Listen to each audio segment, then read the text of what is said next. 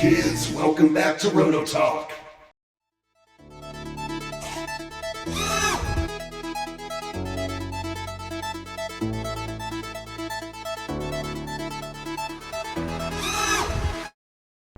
We are back with the Lawless G Drive. So, we're going to do, like I said, a series of these videos.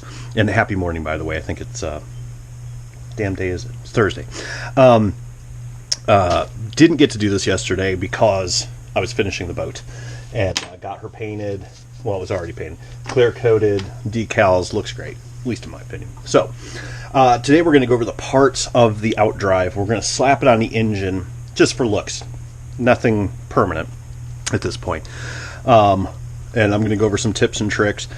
There's going to be a couple more videos that go along with this, but this is just the basic routine. So if you take this apart, you take these screws out. I'm going to loosen them, but we're not going to take it apart because it's pretty basic. This is your body, obviously. It's just hollow inside. And there's a place for the shaft tube and all that.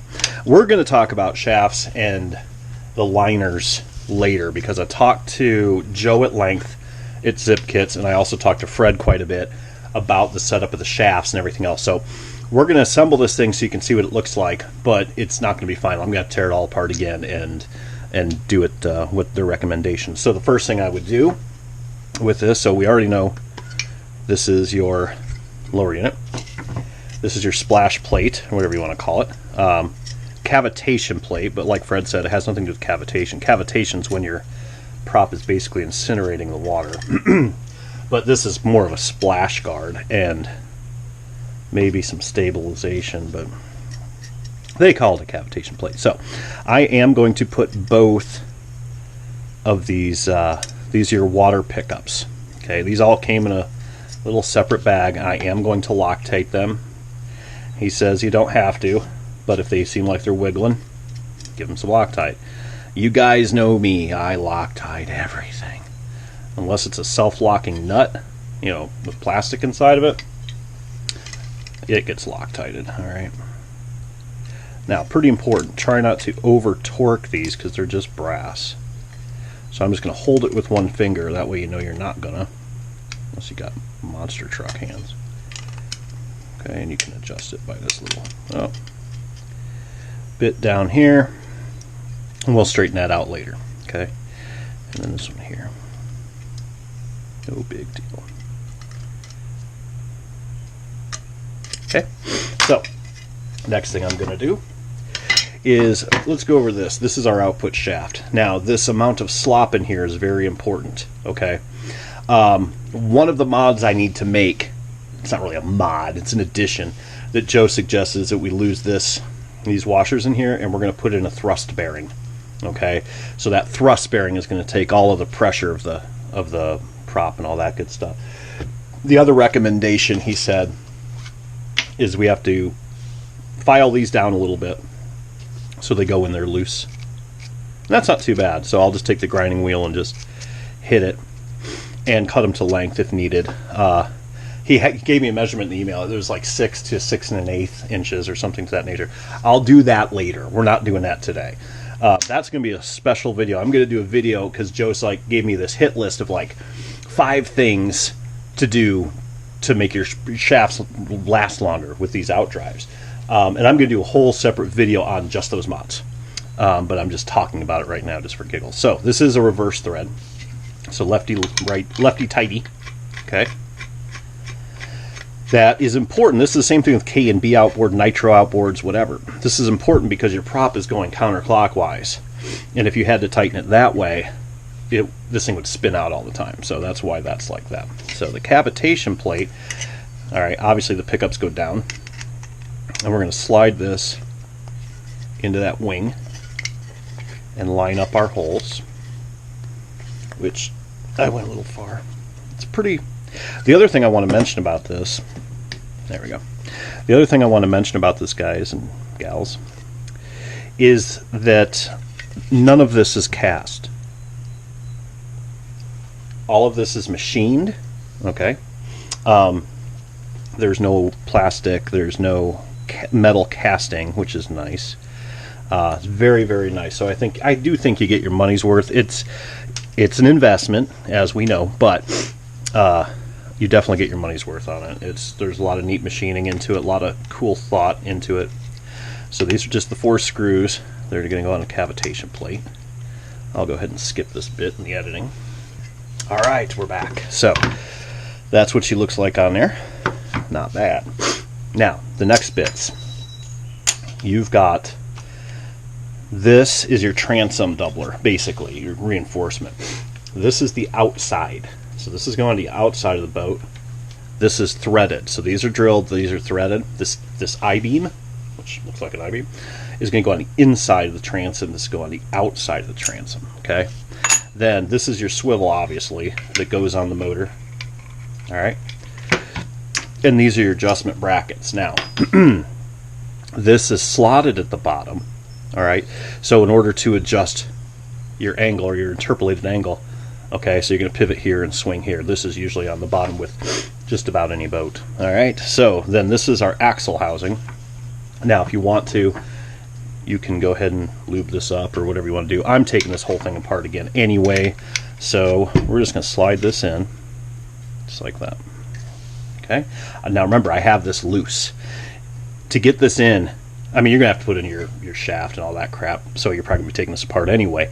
But to slide this in and just get the setup done, you might want to loosen those up. So this is your T-bar. That's what I'm calling it anyway. And you can see this pin has a notch. That notch is going to go up into this, and you can kind of measure it to see how far it needs to go. That looks like it's about perfect, so pretty much flush with the bottom. And we're just going to put that in there, and then that. This is basically a set screw. Again, not going to go crazy with it. I'm just going to hand tighten this stuff. And that is going to lock that pin in so you don't ever lose it down the pits. Then you've got a washer and a bolt. Okay. Another washer and a lock nut. What do they call these? Nylocks? Okay. Don't use thread lock. It's a waste of time. It's not going to do anything but eat away the nylon. All right.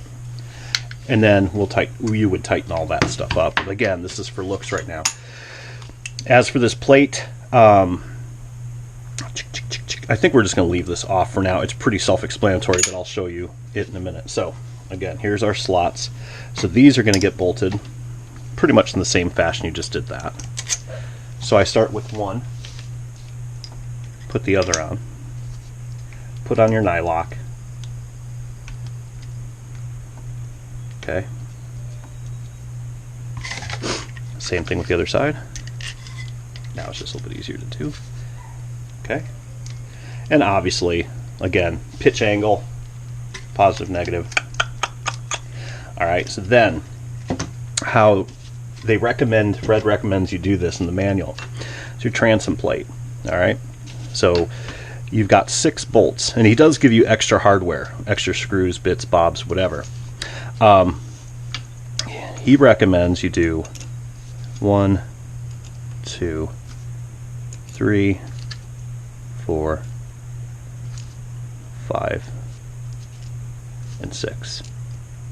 Now, if you're doing the zip kits, the new G48 that I'm building on the channel, I believe it's already pre-drilled for this, so it takes a lot of the guesswork out of it, which is nice. I'm just going to zip these things through and pulp him over, right? So the next bit is this. All right.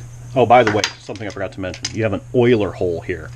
Joe recommended that you, even though you grease these, just like you grease a normal boat shaft, you're going to take this out after every run, give it a good greasing. It pushes the grease out pretty quick. So he recommends that you use an oiler on this. So what my thinking is, and I sent him an email today just elaborating, I'm going to put an oiler in the boat with a line going down. I'll go ahead and probably tap this and put a one of these in there, okay, and then put a line on it so it's always oiling it as it runs. I'm assuming that's how I'm going to do it. I'm going to see what Joe says. Maybe he has better ideas. Now, next bit. This is our motor adapter plate. All right, seal side up. All right, motor is going to attach like that. All right? And it has capture holes, or what we call blind holes, all right? So when we put the screws into these blind holes, and then you put the motor on it, it's impossible for them to vibrate out, okay? The other thing we've got is this fancy-dancy little collet, all right? It's a square collet. So obviously both ends of this shaft are square. See, that's real tight. We don't want that. We want that loosened up. That's okay. We're not going to put the shaft in today anyway. And this just threads on. Has a permanent bolt in there. Okay. Just like that. Now, I'm probably going to have to pop the back off to tighten this thing up. Or if you have a jammer, which I'm not real fond of those. But this doesn't have to be torqued to hell because, again, counter rotation. It's going to want to tighten. But I do need to take this apart. I'll hold the rear, the flywheel, and I'll crank this on so it's good and tight. But we're just going to leave it there for now because the whole thing's coming apart. Now, the other thing, Joe recommended that I use a straight muffler on it. He's like, don't even worry about using a tune pipe. And I think I mentioned this in the other video. It's just a lot more weight, a lot more expense. You're not running a race anyway in your case. And even the guys that race, I'm not even sure if they use a tune pipe. But then Fred said he had a good place to get a tune pipe for this for later on. So I'm going to get used to it first this year. And if it survives the summer, we're going to try it with a tuned pipe. But we'll see what happens. So we're going to go ahead and put this mount on. All right. So, sadly, these are all standard imperial. They are not metric. Fred, killing me, brother. All right. You guys have heard me complain enough about metric and standard. I'm not going to go through it. These already have this thread lock on them. I will probably re-thread lock those when I take it apart and do it, because once you put them in, you're pretty much ghosted. Right? So we're just gonna, I'm not gonna torque these down. Be right back. So got everything tightened down. Now these do have Loctite already on them, so they do go in kind of hard. You're not stripping it, it just goes in tight, that's all. Now we're gonna assemble this to the motor. Now I couldn't find my spacer it's just a square ring like this. It's supposed to go under this. So I just hacked up an old mount and used it that way. I'll clean that up so it looks a little bit better. So this is just going to go in like that. Okay. Now, just because I don't want to bottom anything out, I'm going to take this off because I know it's not on there tight right now. We're just going to put her on like that. And you can see that seal is going to go against your output shaft seal. So what we're going to do, these should be metric, right? Right. This is going into a Zenoa. And it's the one that's screwed up, isn't it? Nope. There we go. Sorry. Long morning. Alright. And I'm not, these you definitely want Loctite in. But right now I'm not going to, because this is for display purposes only. Just for shits, grins, and turning fins. Alright, so man, kind of touchy to get to.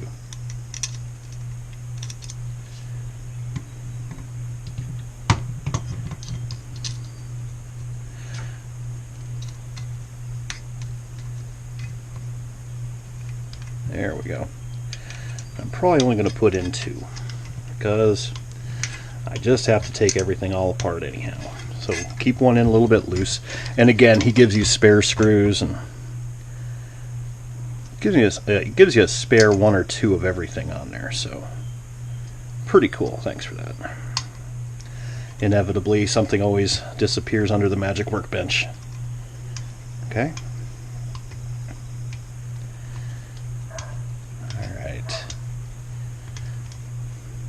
Just going to torque them up a little bit. Nothing fancy. And 2 is going to be good enough. And I did throw a prop on there just for fun. To see what the whole thing looks like.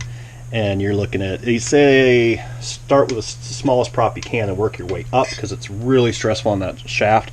68, 70 mil to start. Triple blade, they say, works good. I just threw it on there like that. Oh, look at that beast. Clean up this motor. Look at that. Damn. Let's see what this thing weighs. Be right back. Here's my grody scale. I don't know if you can see it, but that is the beast. 5 pounds, 12 ounces. Some babies weigh less than that. So the other thing too, what we're going to do is we're going to put in our water line going to our head. If you had a water-cooled header, the second one would go to that. So yeah, center of gravity is going to be reasonably important when you got that much meat on the back. That thing's beautiful. Now, how I'm going to put it on my boat. I'm literally going to take this pin out, I think, and mount this whole assembly onto the boat first. Then when I go to put the engine on, I can just slide the pin through and I'm done. A little easier than trying to line up a bunch of little stuff. So just for fun, we're going to put this on our boat, and I'll be right back. So I guess this is a bit of a spoiler for the build video for the G48, because I haven't shown anybody on that video series what the finished boat looks like. So you're going to see it now. All right, so I put it on Robo Tractor trailer, my little RC boat trailer doohickey, and there it is. Okay, look at that beast. Woo, pretty. Now I only threw 2 bolts in the back. Okay, it's not, I got to go through everything anyway. There's nothing in this boat, nothing in the top, nothing. So all the weight's in the butt right now, so you get the idea. She's big, very, very big. Matter of fact, well, it's a G48, so 48 inches to here, which still seems bigger than that, but and another 12, 58 inches. I gotta get a tape measure. Hang on, doing this. I don't have anybody here to help me, so let's go from the ass end to you. Whoa, figures. Nothing holding them up. All right. Okay. So pretty close. 60 inches on the button from the tip of the sponson to the tip of the cavitation plate. 60-inch boat. Now, it looks pretty big because A, I made it white, and it is big. And it's, you know, got a hell of a beam, 20-inch beam, 19-inch beam, whatever it is. Not a toy. I mean, it's, I have no idea where I'm even putting the damn thing, to be honest. It's, I'm going to have to hang it from the ceiling, I think, because my boat racks aren't that big. The boat racks are pretty much full anyway, but man, I love it. It turned out, the paint job turned out beautiful for me. Decals are okay. Decals are under the clear. Very cool. I absolutely love this. This is just like the coolest thing. My servo should be coming. Actually, I have one on my other project I could always take. It's a special servo. But I have another one coming today. Jet plane. Hey, that's a jet plane. Anyway, so yeah, and I'm going to rig up my own steering. But I did order the steering setup from Fred as well. Hang on. Wow, those are Thunderbolts. That's strange. Didn't even know they flew those anymore. Anyway, I did order the steering linkage kit from Fred as well. And this should be interesting. I wonder if I'm going to have a splash guard on there. I guess we'll find out. Should be okay. Launching might be tricky. But I need to 3D print a servo mount that I want to use for my specific servo. And those linkages are going to go from here all the way back. But other than that, and put the gas bag in it and set everything up. It's pretty freaking crazy. Look how big that is. Awesome. All right, kids, until the next time. Hope this helps you out. Oh, wait. I did not, to put this on the boat, I did not pull this pin to do it. That was me having an idiot moment. What I did was I just took these 2 screws out, I bolted this on, and then I just shoved that in there. That's very simple. I wasn't thinking when I said that, which is typical of me. So yeah, that's it. Should be good. So until next time, keep dry side up. Bye.